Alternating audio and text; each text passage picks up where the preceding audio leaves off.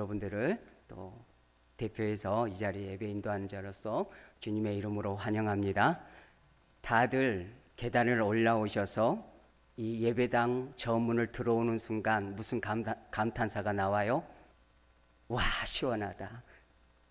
몇 분이나 그런 새벽에도 그런 분들을 고백하고 참 얼마나 시원한지 모르겠습니다. 예배당에 참 좋습니다. 좀 마음을 녹이기 위해서 유치한 퀴즈 하나 두 개를 낼게요. 성경의 인물인데 재미로 하는 거예요. 재미로. 성경의 인물 중에 모든 것을 먼저 다 알고 있대요. 모세하고 연관이 있어요. 모세의 누나가 누구죠? 미리암이래요. 그래서 미리암 이름의 재미죠. 미리 다 알고 있다는 거죠. 그리고 하나를 더 하면요, 우리 젊은 여집사님들이 정말 부러워할 분이에요. 성경에서 가장 날씬한 사람. 세 글자. 남집사님이 발표하셔도 되는데 한번 같이 해볼까요? 마르다. 세상에서 제일 날씬해가지고 여집사님들 다 부러워할 법. 마르다라는 거예요. 뭐 편하게 가볍게 유머를 해보았습니다. 그 지난 성경에 의해서 이제 계속 모세 출애굽기를 이어갈 텐데요. 우리가 사람을 알아간다는 것은 시간이 걸려요. 우정을 나누는 여러분의 절친이 있지 않겠습니까? 중학교든 고등학교든 고향 친구든 초등학교 친구든 절친이 있어요. 그 사람과 친해지기 위해서는 긴 시간이 필요하고 찻집에서나 식사를 하거나 한 명 고민이 있을 때 서로 털어놓고 또 한편으로 어느 때는 속이 상해서 등지기도 하고 또 손 내밀어서 화해도 하고 지지고 볶는 그 세월 속에서 서로를 알아간다. 그래서 정들어 가는 것이죠. 그럼에도 불구하고 열 길 물속은 알아도 한 길 사람 속을 모른다라는 그런 속담이 있는 것처럼 사람을 알아간다는 건 참 어려워요. 때로는 우리 스스로가 볼 때 내가 나를 모르겠다 한 적이 있잖아요. 내가 나를 모를 때가 있어요. 오늘 설교 제목이 하나님을 알아가기라. 하나님을 알아가기다. 내가 나를 모르겠고 열 길 물속은 알아도 한 길 사람 속을 다 모르는데 저 사람의 속에 무엇이 들어있는지 무슨 꿍꿍이가 있는지 모르겠다는 거예요. 하물며 전능하신 하나님을 우리가 안다라고 했을 때 그 알미란 대단히 두려운 마음이 있고 우리의 인간의 제한적인 시각과 믿음의 한계 때문에 온전히 다 알 수는 없다는 겁니다. 그럼에도 불구하고 한번 저와 같이 고백해 봅니다. 하나님을 믿는 만큼 알게 된다. 믿는 만큼 인격적 교제 안에서 하나님께서 우리에게 보여주신 만큼 우리가 알게 된다는 거예요. 물론 말씀 안에서 우리가 기록되어 있는 성경을 통해서 하나님이 어떠한 분이신지 우리를 위해서 인류 속에서 행하시는 일이 무엇인지를 알아간다라는 겁니다. 그래서 하나님에 대해서 얘기할 때 수식이 많아요. 우리가 하나님하고 얘기하기 전에 무슨 수식을 붙이죠? 사랑의 하나님, 은혜가 풍성하신 하나님, 영원하신 하나님, 구원의 하나님, 치료하신 하나님, 그리고 심판과 공의와 사랑의 하나님, 삼위일체 하나님, 그리고 오늘 보니까 인도하시는 하나님이라고 해도 될 만큼 제목이 그렇습니다. 하나님을 알아간다, 하나님이 나를 인도한다라고 했을 때 하나님을 알 때에 하나님이 어떻게 나를 인도해 가시는가, 우리를 어떻게 인도해 가시는가를 알 수 있다라는 것입니다. 본문 내용에서는 제목을 쉽게 잡자면 하나님의 인도하시는 법, 하나님이 어떻게 우리를 인도하시는가라는 것이 먼저는 맞아요. 그런데 한 번 더 곱씹어서 생각해 보니까 하나님이 인도하시는 법을 배우기 전에 우리가 하나님 그분을 알아야 되고 그분을 믿어야 되고 그분과 긴 시간 속에서 친구를 사귀듯 법과 긴 세월 속에 알아가듯 우리가 하나님과 긴 시간 속에 그 믿음의 대상으로 인격적 교제를 나누어 갈 때에 우리가 하나님을 안다라는 거죠. 하나님 앞에서 부끄러울 때도 있고 승리할 때도 있고 그러지 않습니까? 지난 수요일에 이 출애굽에서 가나안 땅까지 갈 때에 세 가지 단어를 제시했어요. 한번 따라해 보십니다. 출애굽, 광야, 가나안. 이 세 가지를 늘 기억해야 되는 거예요. 출애굽, 다시 애굽인데 애굽에 머물지 않고 출애굽과 광야와 가나안 땅인데 이것을 표현해 보면, 인생으로 표현해 보면 세 가지 단어로 인생을 요약해 볼 수가 있어요. 이거 제가 고심해서 생각한 겁니다. 이것도 같이 따라해 보실까요? 태어나다, 살다, 죽다. 우리 인생을 기름기 싹 빼면 태어나고 살고 죽는 거예요. 맞지요? 맞으시면 끄떡은하세요. 태어나고 살고 죽는 것이에요. 그리고 그것을 결과적으로 하나만 선택해서 남는다면 결과적으로는 뭐예요? 죽는 거예요.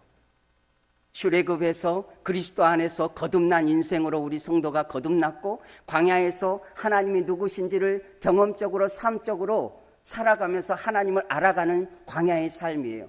궁극적 광야의 삶이란 출애굽의 목적은 가나안 땅 하나님의 나라를 들어가는 것이 인생의 궁극적 목적이란 거죠. 태어나고 살고 죽는 과정 속에 그리스도 안에서 거듭난 사람은 죽는 것을 통해서 우리가 부활의 영광을 볼 수 있기 때문에 죽는 것이 그리스도 안에서 잠자는 것이죠. 그래서 하나님의 나라를 가는 거라는 것이죠. 그래서 출애굽과 광야와 가나안 땅은 우리의 삶의 여정이라는 것입니다. 그래서 우리의 궁극적 삶의 목적이 뭐냐라고 했을 때 답이 나와요. 우리가 살아가 존재하는 이유가 뭘까요? 한번 같이 고백합니다. 천국 가는 거. 하나님의 나라를 가는 것이 삶의 궁극적, 오늘 또 이 버거운 삶을 유지하되는 이유가 뭐냐면 하나님의 나라를 바라보는 삶이란 거예요. 광야의 삶이란 여러 가지 이유가 있겠지만은 결과적으로 인생은 죽는 것이고 가나안 땅을 향하는 그러한 성도의 신앙의 여정이 있다. 창세기 50장에서 요셉이 110세에 운명을 해요. 그런데 그가 요셉의 형제들에게 간곡하게 부탁한 것이 뭐냐면, 반드시 하나님이 너희에게 찾아오시리니 너희가 이 출애굽할 때에 나갈 때에 나의 유고를, 나의 뼈를 가지고 함께 출애굽해라. 아브라함과 이삭과 야곱의, 그리고 이어진 요셉의 가슴속에 맺혀 있는 건 뭐냐면 가나안 땅 하나님의 나라였다는 것입니다. 그의 삶의 목적이 애굽의 총리도 아니었고 부와 명예를 가진 것도 아니고 하나님의 나라 가나안 땅을 향한, 아브라함에게 이삭에게 야곱에게 주셨던 그 절실한 가나안 땅을 요셉은 운명하면서 가슴에 새기며 지인들에게, 형제들에게 나의 요구를 가나안 땅으로 가져가라는 그 간절한 애절함을 가지고 있는 거예요. 오늘 본문에서도 보니까 19절에 이렇게 기록합니다. 모세가 요셉의 유고를 가졌으니, 모세가 요셉의 유고를 가졌다. 창세기 50장에서 이 요셉이 그 유언을 남기는 것을 모세는 기억하였고 전승에 이어져서 모세가 알고 그의 유골만큼은 쥐고 출애굽을 하는 것입니다. 그러므로 성경에 써있어지는 많은 인물들은 결국 출애굽하고 광야하고 가나안 땅 하나님의 나라를 바라보는 그러한 삶을 살아갔다라는 겁니다. 동일하게 우리도 아브라함의 믿음의 후손으로서 가나안 땅을 향한 믿음의 삶을 살아가야 한다는 겁니다. 성경에 기록되어진 목적은, 성경의 목적은 구원하신 하나님이 택한 백성들을 어떻게 인도해 가시는지, 구원의 길을 예수 그리스도를 통해서, 십자가의 구속 후의 은혜를 통해서 죄인된 인생들이 하나님과 하나 되어지는 구원의 길을 어떻게 열어놓으셨는지를 보여지는 것이고, 우리에게 보여주시고 그 길을 따르라 말씀하는 것이라는 겁니다. 우리가 하나님의 인도하심이라 했을 때 궁극적 목적은, 오늘 출애굽에서 보니까 13장에 이 인도라는 단어가 정확하게 그 단어는 9번이 나와요. 그런데 제가 읽고 보니까 인도라는 단어로 해석할 수 있는 것이 14번이에요. 정확한 단어는 9번, 좀 더 큰 넓이에서 인도한다라는 의미로 내포된 것이 14번이라는 거예요. 그래서 제가 이름을 하나 붙인다면 출애굽기 13장을 인도장이라 생각하고 싶어요. 고린도 전서 13장을 사랑장이고 15장을 부활장이라고 그러고 히브리서 11장을 믿음장이라고 하지 않습니까? 그래서 이 설교를 준비하면서 출애굽기 13장은 인도장이다. 한번 집에 가셔서 한번 심심하실 때 정말 장목사간 대로 9번 나오고 그 해석을 더하면 14번 나오는지 잠이 안 오시면 더운 날씨에 그거라도 하면 얼마 될까 생각해 봅니다. 한번 해보십시오. 그런데 하나님이 인도하신다라는 그 인도의 목적이 뭐냐? 여기서 이제 고민이 생겨요. 성경에서 인도한다라는 것은 서두에 계속 강조했던 것처럼 출애굽해서 광야를 지나서 가나안 땅에 들어가는 그 여정을 인도하셨다는 거예요. 결국 구원으로 인도하시는 하나님의 선하신 뜻이 인도라는 단어 속에 있다라는 겁니다. 그러나 오늘 본문 안에서 우리가 고민해 보고자 하는 것은 이제는 가나안 땅으로 하나님의 나라로 인도하시는 그 하나님은 분명 1차적으로 있는데 우리는 이 광야의 삶을 살아가야 한다는 거예요. 우리가 선택하고 고민하고 결단하는 일들이 우리 앞에 다가올 때마다 두렵고 떨리는 마음이 있다는 거예요. 세월이 갈수록 결정과 결단과 선택들이 어려워져 가는 이유는 뭐냐면 지나온 삶 동안 내가 결정했던 그 선택들이, 내가 결정했던 그 판단들이 오류가 많이 있었다는 거예요. 그러므로 내 앞에 주어지는 인생의 삶 동안에 무언가를 선택할 때 고민스러운 거예요. 정말 이것이 하나님의 뜻일까? A를 선택하든 B를 선택하든 이 둘 중에 분명히 하나님의 뜻이 있을진데 나는 A를 하나님의 뜻이라고 선택해야 되는데 혹여나 B가 하나님의 뜻이면 어떨까? 두려운 마음이 있다는 거예요. 저 역시도 그래요. 그렇게 살아왔고요. 여러분에게도 크건 작건 이 선택적 삶에 대해서 고심한 거예요. 남녀노소를 떠나서 다 이러한 고민을 하게 된다는 것입니다. 그래서 먼저는 성경에서 인도는 구원으로 인도하는 하나님의 구원의 역사를 말씀하고, 두 번째는 우리가 광야의 삶을 살아갈 때 우리 삶 속에서 개인이나 공동체나 국가를 인도하시는 그 하나님의 인도에 대해서, 특별히 오늘은 개인적인 인도하심에 대해서 조금 생각해 보면 좋겠다. 우리가 기존에 생각했던 그 하나님의 인도하심 방법이 우리가 조금 더 다시 달리 생각해 봐야 된다라는 겁니다. 먼저는 성경에 있어서 우리가 기억해야 될 것은 구약과 신약의 하나님은 계시적 방법이 다르다라는 겁니다.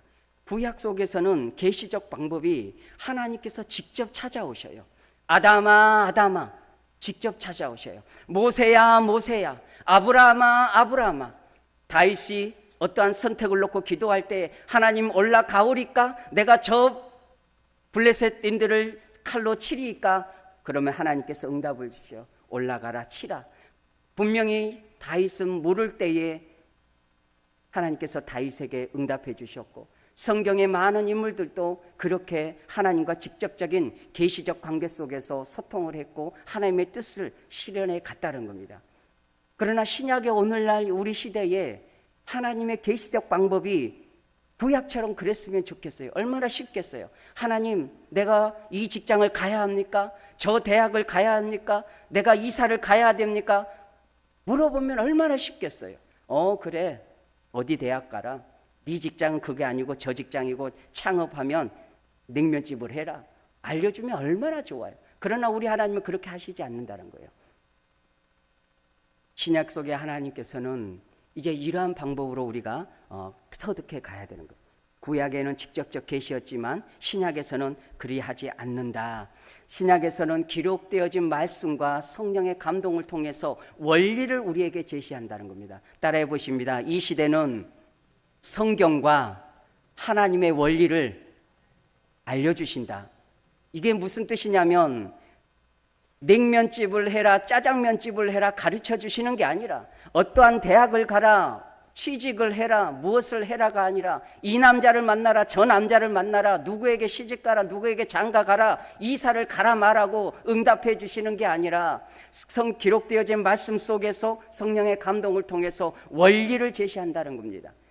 그 원리 속에서 우리에게 주어진 그 성향과 기질과 우리가 원하는 마음의 자세대로 해 가신다라는 거죠. 그러니 사주팔자를 보고 점을 치고 우상을 숭배하고 구슬하는 이 미신에 빠져있는 손꿈을 보고 이러한 것들이 얼마나 하나님 앞에 부끄러운 거인가. 우리의 약함은 거기 있어요. 누가 말해줬으면 좋겠어요. 여러분들도 답답할 때 목사님들이나 조금 더 어떤 누굴까요? 현명한 분들에게 조언을 얻지 않습니까? 내가 결정하지 못하겠으니까 저도 묻는 적이 많습니다. 그렇게 해서 답을 얻으면 그 답을 얻은 대로 다 할 수 있느냐? 그것도 아니죠. 최종적 결론은 우리 스스로가 하게 되는 거죠.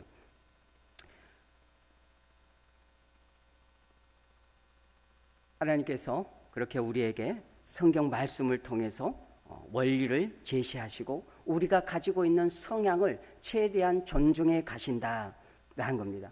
우리가 문제 제기를 하면 이런 거였죠. 나의 선택이 옳은 것인가?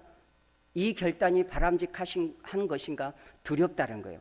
그러나 분명한 것은 그 선택 속에 우리의 실수도 있고 과오도 있다는 겁니다. 우리 스스로는 자기 중심적이고 자기 욕망적이고 그릇된 죄성을 가지고 있기 때문에 우리의 선택이 항상 옳을 수만은 없다는 거죠. 그래서 신중함과 기도함과 말씀 안에서 벗어나지 않으려는 그런 신중한 결단이 필요한 것이다 봅니다. 또 한 가지는 성경은 예수 그리스도를 통한 구속사적 언약적 관계 속에서 이끌어 가신다.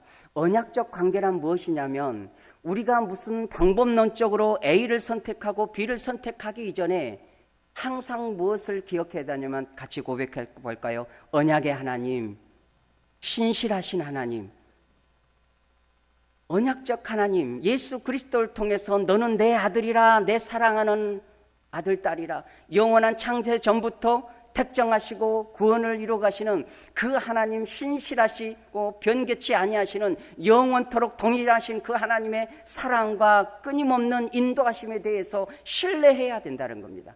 하나님을 끝까지 신뢰해야 된다는 거죠. 그것이 구속사적으로 언약적 관계 속에서 신실하신 하나님, 한번 그리스도 안에서 택정된 백성은 어떠한 여건 속에서 끝까지 책임지시고 가나안 땅으로 하나님의 나라로 인도하시는 그 하나님이라는 겁니다. 우리가 하나님이 우리를 인도하신다, 삶에 있어서 인도하신다라고 했을 때 오해하는 것이 있어요. 그것이 무엇이냐면 하나님이 직접적으로 내게 말씀하시고 감동으로만 내게 응답하신다. 얼뜻 보면 그럴싸해 보여요. 경건하고 어떠한 능력이 있고 은사가 있으면 그럴싸해요. 그러나 그것이 이 시대에는 바람직하지 않더라. 왜냐? 신약 시대에는 하나님께서 말씀을 통해서 성령의 감동을 통해서 계시적인 기록되어진 말씀을 통해서 우리 삶을 인도하시는 원리를 제공해 주셨다는 거예요. 물론 때로는 하나님께서 우리 마음 안에 소원을 주시고 감동을 주셔요. 그것은 주관적이에요. 객관적으로는 하나님이 내게 이렇게 말씀하셨어. 그럴 때가 있어요. 간혹 그런 말. 그러나 그러한 표현은 하나님이 이러한 마음을 주셨어 보다는 하나님께서 이러한 생각을 주시는데 분별해 봐야 돼요. 계시적으로 하나님이 직접적으로 이렇게 내게 말씀하셨다라는 표현은 바람직하지 않다라는 것입니다. 그 판단은 우리의 감정과 우리의 오감과 우리의 경험과 우리의 이러한 것들 그리고 경험의 미숙에서 오는 판단 미스가 있을 수 있기 때문에 그렇습니다. 저 역시도 그러한 실수들이 있어전 삶의 과거들을 보면서 이런 고백을 해본다는 거예요. 또 한 가지는 사사시대의 기드온처럼 기드온이 하나님께서 부르심을 받고 어떤 명령을 하셨을 때 이 기드온이 하나님이 말씀하신 그 말씀을 믿는 것보다 기록되어진 말씀을 믿는 것보다 현상적인 것을 요구했어요. 하나님, 정말 이것이 하나님의 뜻이면 이 양털 손뭉치가 비에 젖든지 나머지는 다 마르든지 그렇게 해주셨더니 나중에는 그러면 이 양뭉텅이는 비에 젖지 않고 나머지는 다 젖든지 양당 간에 두 가지 다 바뀐 거예요. 그러한 식으로 이 시대에도 하나님 앞에 표징을 구하는 것은 바람직하지 않다. 대중을 보면 우리가 정말 답답할 때 그런 분들이 있어요. 하나님 이렇게 나에게 보여주시면 이렇게 나에게 보여주시면 이런 상황을 만들어주시면 하나님의 뜻인 줄 알겠습니다. 물론 하나님은 그렇게 그 사람에게 그렇게 하실 수 있는 전능하신 하나님이에요. 그러나 우리가 보편적 건강한 신앙생활 선택과 결정을 할 때에 주어진 말씀 속에서 성령의 어떠한 조명 속에서 우리가 원리 속에서 우리의 선택과 결정을 해야 된다. 우리가 하나님의 인도하심을 오해하는 부분이 뭐냐면 또 한 가지는 하나님이 인도하셨으면 항상 좋을 거라는 생각을 해요. 하나님이 인도하셨으면 내 결정 속에 하나님이 인도하셨으면 항상 좋을 것이고 상황이 바뀔 것이라고 해요. 그렇게 생각을 해요. 그러나 성경의 인물들을 보면 결코 그러지 않습니다. 하나님이 요셉을 애굽의 땅의 총리로 훗날에 쓰시려고 하는데 그러한 꿈과 비전을 주셨는데 요셉에게 닥친 것은 뭐였냐면 미디안 땅으로 팔려나가고 형제들의 배신을 당하고 감옥에서 억울한 누명을 쓰고 옥살이를 해야 되는 비참한 세월이 그에게 남겨진 거예요. 다윗 왕에게 기름 부어서 이 이스라엘의 왕으로 사울 왕을 이어서 왕으로 데려진다는 그 응답을 받았는데 왕이 된 기름 부음 받은 다음에 레드카펫처럼 착 펼쳐진 인생이 아니라 그에게 10여 년이 넘는 기나긴 고단의 죽음 앞에서는 풍전등화 같은 인생의 길을 그가 걸어갔다라는 것이죠. 우리가 하나님의 인도하심 받을 때는 항상 상황이 바뀌고 좋은 길이 아니라 주어진 환경 속에서 감내하고 인내하고 여전히 그럼에도 불구하고 함께 하시는 그 하나님, 신실하신 하나님을 보고 가야 한다는 것입니다. 할렐루야. 예. 아까 기도하실 때 그 단어가 오늘 설교 속에 딱 매칭이 됐어요. 연결이 됐어요. 신실하신 하나님이에요. 변개치 하지 않는 하나님. 인간은 변개돼요. 인간은 변질돼요. 그러나 하나님은 언약적 신실하신 하나님. 끝까지 붙잡아 보시고 인도하신 하나님. 환경이 어찌하든지 하나님의 성취하시고자 하는 일들을 성취해 가시는 그 하나님이다라는 것입니다. 그러면 하나님의 인도하심에 대한 바람직한 모습은 또 뭘까? 이 부분을 좀 정리하고 마무리해 보도록 하겠습니다. 하나님께서 어떤 우리의 형편과 조건에서도 우리가 믿고 의지해야 할 하나님 앞에 우리가 초점을 맞춰야 된다. 앞에서도 조금 언급했지만 한번 저와 같이 고백해 봅니다. 복된 결론에 이르기까지 나의 눈을 하나님의 시선에서 놓지 말자. 이런 게 있어요. 주인이 개에게 껌을 줘요. 개껌 아시죠? 간식거리를 줘요. 그런데 이 개는 무엇에 눈이 가 있어요? 개껌에 가 있어요. 그리고 개껌을 맛있는 걸 고기를 바라보면서 침을 흘리죠. 그런데 우리는 그 개껌의 눈과 마음을 빼앗기지 말고 개껌을 들고 계시는 누구에게? 하나님에게 마음과 눈을 고정해야 된다는 거예요. 이것이 우리가 찾는 쉽게 얻고자 하는 개껌에게 집착하기 때문에 방법론을 찾는 거예요. 무슨 뜻인지 좀 여러분들이 이해하셔야 돼요. 우리가 어떻게 방법론을 찾다 보니까 개껌에게 집중해요.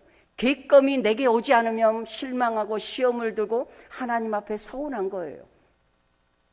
하나님 이걸 치료해 달라고 했더니 왜 내 응답을 들어주시지 않습니까? 내 아들 딸들 직장에 좋은 직장 얻고자 했더니 왜 사업이 어렵게 됩니까? 하나님 앞에 11자고 예배 드렸는데 내 삶은 여전히 궁핍함으로 물질이 어려워져 갑니까? 개껌에 매여 있으면 그 개껌을 들고 계시는 하나님을 볼 수 없다는 것이고, 아브라함과 모세와 요셉과 다윗을 인도하시는 원대하신 그림을 그리고 계시고 나보다도 나를 더 잘 알고 계신 하나님의 그 인도하심을 볼 수 없다는 거예요. 그래서 개껌에게 집중하지 말고 그것을 들고 계시는 하나님을 볼 때에, 그 하나님, 신실하신 하나님을 볼 때에 우리가 우왕좌왕하지 않고 묵묵히 신앙의 여정의 길을, 광야의 길을 걸어갈 수 있다라는 것이죠.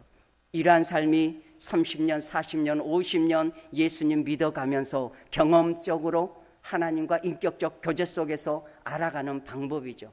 그리고 스스로가 이 세상에서 우리 스스로가 통제할 수 없는 일들이 너무나 많아지고 세월이 갈수록 나의 연약함과 미약함을 깨달아 갈수록 이제는 전능하신 하나님 앞에 다 내어 맡기는 그러한 삶을 추구하게 된다는 거예요. 하나님 앞에서 잠잠한 인도하시는 그 하나님 앞에 내어 맡기는 그런 삶이 된다는 것입니다.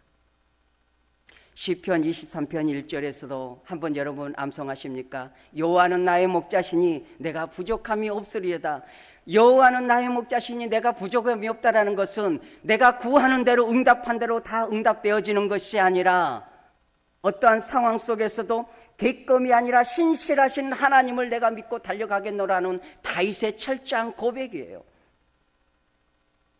빌립보서 4장 13절에서도 내게 능력 주시는 자 안에서 내가 모든 것을 할 수 있다라는, 이 모든 것을 할 수 있는 것은 정말 능력이 있어서 모든 것을 헤쳐나가고 모든 문제를 해결해 나가고 구하는 대로 하늘에서 떡 떨어지듯이 떨어지는 그런 삶이 아니라, 내가 빈부에도 가난해도 연약해도 이 모든 것에서 감당할 수 있는 믿음으로서 살아갈 수 있다라는 그런 사도 바울의 고백인 거예요. 사도 바울이 죽은 자도 살렸고 그의 수건만 가지고도 덮어도 질병이 낫는 능력이 있었지만, 그러나 우리가 한편으로는 그의 삶을 매를 맞고 굶주리고 배신을 당하고 그러한 숱한 인간의 고초를 당했던 것을 우리는 기억해야 돼요. 그래서 사도 바울이 내게 능력 주신 자 안에서 내가 모든 것을 할 수 있다, 그 고백은 바닥 같은 고난 속에서도 내가 능히 주님과 함께 감당하고 걸어가리라, 신실하신 그 하나님께 내가 믿음으로 그분을 보고 가리라. 할렐루야. 이것이 사도 바울이 다윗이 가졌던 그러한 신실한 믿음, 하나님께 시선을 고정하는 믿음이었다라는 겁니다. 2024년 후반기 때 노벨 문학상을 받은 이가 누구죠? 한강 작가예요. 이 한강 작가가 이런 얘기를 했어요. 그가 직접 한 얘기이기도 하고 또 어떠한 문구를 응용해서 했던 얘기이기도 해요. 그가 뭐라고 했냐면 이렇게 얘기했어요. 죽은 자가 산 자를 구할 수 있는가? 죽은 자가 산 자를 구할 수 있는가? 1980년 5.18 민주항쟁 때에 그 희생당한 젊은이들 10대들도 많았다는 거죠. 전남도청에서 마지막 상무관에서 관짝에 태극기를 덮어놓고 마지막 그들을 지키기 하고 마지막 민주적 항쟁을 위해서 마지막 죽어가는 그 길을 선택한 민주투사들이죠. 그들의 쓰라린 그 과거적 흔적을 보고 이 한강 작가가 묵상을 하는 거죠. 죽은 자가 산 자를 살릴 수 있는가? 도울 수 있는가? 역사적 교훈 속에서 45년이 지난 2025년에 죽은 자가 산 자를 도울 수 있는 역사적 교훈 속에서 국민과 함께 법치주의 안에서 쿠데타를 막는 그러한 역사가 있다는 거죠. 그래서 죽은 자는 죽은 자로 끝나지 않고 오늘날 우리에게, 국민들에게 죽은 자가 산 자를 돕고 살릴 수 있는 역사적 교훈을 우리에게 주어졌다는 겁니다. 성경의 2000년 전 역사 속에서 미리 믿음으로 살아간 초대교회 성도들이나 우리를 그리스도 안에서 십자가를 주신 예수 그리스도의 죽음을 통해서 오늘 우리가 기억해야 될 것은 우리 삶에 가나안 땅으로 인도하시는 그 신실한 하나님을 붙잡고 가야 한다. 객검에 집중하지 말고 하나님께 집중해야 된다. 오늘날 우리가 반성해야 될 부분이 뭐냐면 풍요로움이에요. 저 역시도 잘 먹고 잘 살기를 바라요. 빚 없이 살기도 바라고 좋은 집에서 살기를 바라고 정말 그랬으면 좋겠어요. 그러나 이 풍요 속에 우리가 놓쳐져 가는 것은 뭐냐면, 이 소비주의 사회 속에서 우리가 잃어버린 것은 뭐냐면 배고픔이에요. 영적인 가난한 심령을 잃어버렸다는 거죠. 세상의 객검에 집착하고 그 객검을 위해서 수단과 방법을 구하고 그것을 인용해서 기도하고 있다는, 물론 해야 됩니다. 그러나 본질적으로 우리가 이 시대 속에서 죽은 자가 산 자에게 교훈을 주는 그 교훈 속에서 초대교회 성도들은 결코 예수님 믿어서 흥하려고 하는 그러한 기도 제목이 없었어요. 초대교회 성도들은 예수 믿는다는 것은 죽음을 결단한 거였어요. 베드로가 왜 예수님이 잡히던 그 밤에 예수님을 배신하고 저주하면서 예수님께 도망가 버렸을까요? 잡히면 죽으니까요. 다시 말해서 예수님 믿는다는 것은, 예수님과 동행한다는 것은 부하고 잘되고 건강을 누리는, 복락을 누리는 삶이 아니라 예수 따르는 길은 죽는 길이라는 것을 선택적으로 결정해야 되는 것이었다는 거예요. 오늘날 우리가 믿는 예수님에 대해서는 반성의 기미가 있어요. 저 역시가 제가 먼저 반성해 보아야 되겠어요. 한번 따라해 보십니다. 예수 믿는 것은 죽는 것이다. 어느 정도 우리에게 기름기가 있고 사치가 있어요. 객검 얘기를 너무 많이 해드렸습니다. 객관보다는 객관을 집중하지 말고 하나님께 집중해야 된다. 하나님도 우리에게 그걸 원하실 거랍니다. 이제 마지막으로 이제 정리해 봅니다. 하나님께서 우리에게 선택적 어떤 결정을 주실 때 우리의 성향을 존중하시는 거예요. 우리가 식당에 가면 짜장면을 먹을까 우동을 먹을까 어떻게 해야 돼요? 뭘 먹어야 돼요? 내가 먹고 싶은 걸 먹으면 돼요.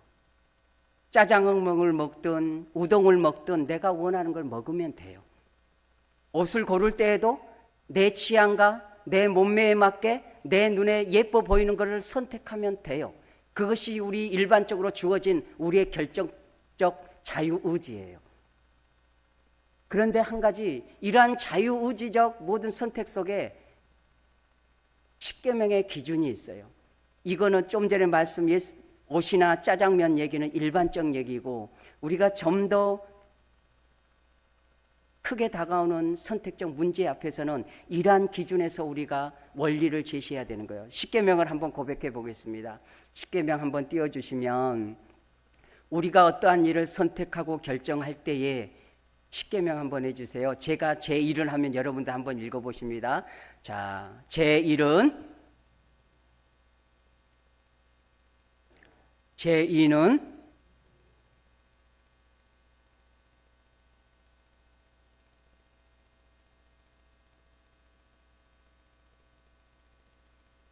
그것들에게 절하지 말라. 그것들을 섬기지 마라. 제3은, 제4는, 제5는, 제6은, 제7은, 제8은, 제9는, 제10은 내 이웃의 아내나 그의 남종이나 그의 여종이나 그의 소나 그의 낙이나 물은 내 이웃의 소유를 탐내지 말라. 아멘. 우리가 어떠한 일을 선택함에 있어서 이러한 성경적 원리로 뼈대를 세우자면 십계명이에요. 우리가 이 하나님의 말씀의 십계명 앞에서 벗어나지 않는 한 우리의 자유의지를 가지고 선택할 수 있어요. 우리가 순간적으로 판단할 때 이것이 하나님이 기뻐하신 일이다 아니다라는 것은 기도하지 않아도 금방 알 수 있고 분별할 수 있는 일이에요. 그러니까 이러한 선악적의 판단의 문제가 아니면 우리 스스로가 가지고 있는 일반적인 자유의지를 가지고 선택하면 되는 것이고, 악의 길을 걸어가지 않는 것은 우리에게 주어진 성향과 기질과 내 마음에 합한 것을 선택해 가면 된다라는 것입니다. 그리고 이제 마지막 하나 더 보면 빌립보서 2장 13절에 이렇게 기록해요. 너희 안에서 행하시는 이는 하나님이시니 자기의 기쁘신 뜻을 위하여 너희에게 소원을 두고 행하게 하시나니 모든 일을 원망과 시비가 없이 하라. 하나님께서 특별히 우리 안에 성령께서 마음에 소원을 두고 하나님이 기뻐하시는 일을 행하게 하신다는 거예요. 여기서 마음의 소원을 둔다는 것은 그 소원은 내 육체의 원한대로의 소원이 아니라 하나님이 기뻐하시는 일을 쫓아 행할 수 있는 마음의 감동을 주신다는 거예요. 그러한 감동과 소원 있는 사람들이 주님을 위해서 헌신할 수 있고 수고할 수 있고 남보다 더 땀 흘려 수고하는 그 일에 기쁨으로 자신을 빚진 자의 자세로 빚진 자의 마음으로 주께 헌신할 수 있다라는 겁니다. 이러한 분들이 하나님과의 언약적, 인격적, 신실한 하나님과의 관계 속에서 주님을 따르는 제자의 삶을 살아가는 것이다 봅니다. 이제 정리합니다. 책 한 권을 소개해 줄게요. 우리 젊은 분들이 인터넷으로 주문하셔도 좋고요. 저는 전자책으로 읽었는데 이 책을 좀 읽으시면 우리가 어떠한 선택과 결정하는 데 있어서 좀 더 지혜서가 될 거라고 생각을 합니다. 제목이 뭐지 한번 읽어봅니다. 끝까지 인도하시는 하나님. 끝까지 인도하시는 하나님. 이 책이 새로운 우리의 믿음의 시각의 제시를, 선택과 결정에 있어서 어떠한 원리 속에서 우리 광야적인 인생 속에서 선택을, 결정을, 판단을 할지 많은 것들을 우리에게 시각적 변화를, 생각의 변화를 가져오는 것입니다. 그래서 읽으실 분들은 이 책을 좀 인터넷으로나 구입하셔서 읽어보시면 좋겠다 생각을 합니다. 말씀을 정리합니다.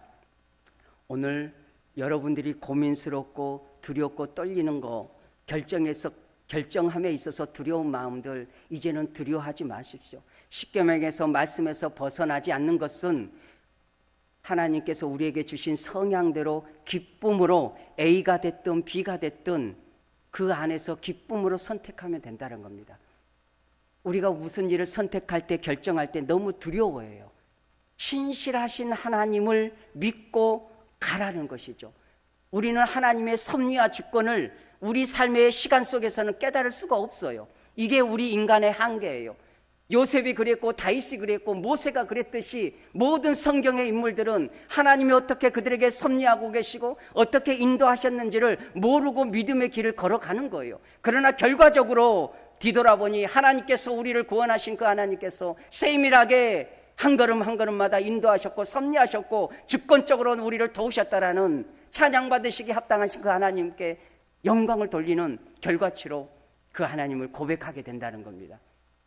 그러므로 주 안에서 결정함에 있어서 두려워하지 마시고 신실하신 하나님을 믿고 어떠한 상황 속에서 두려움으로 결정하는 게 아니라 믿음 안에서 믿음으로 담대하게 기쁨으로 선택적 삶을 살아가고 승리하는 그 속에 하나님의 주권과 섭리가 결과적으로 함께하는 놀라운 그 하나님, 신실하신 하나님을 고백하는 우리가 되어지기를 주님의 이름으로 축원합니다.